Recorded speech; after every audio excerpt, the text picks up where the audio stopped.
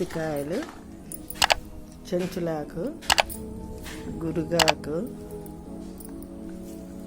చెంచులాకు చాలా ఫ్రెష్గా దొరికింది.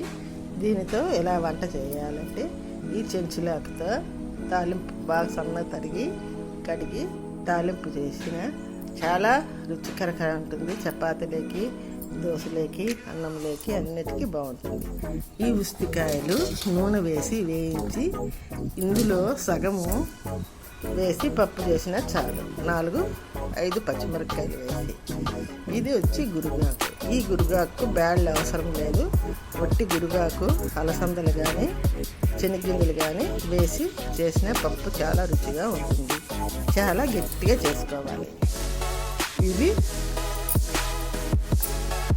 చెంచులాకు ఏర్లు. ఈ ఏర్లు కూడా చాలా బలవర్తకమైనవి. ఇంత చిర్రాకు వేరు పిల్లలకు, మేము చిన్నప్పుడు పిల్లలకు ఆముదంలో చిట్లిచ్చి పోస్తే కడుపు అంతా క్లీన్ చేసేది. ఇవి కూడా చెంచులాకు కూడా చాలా శక్తివంతమైన వేర్లు. ఈ వేర్లు చాలా ఫ్రెష్గా దొరికింది.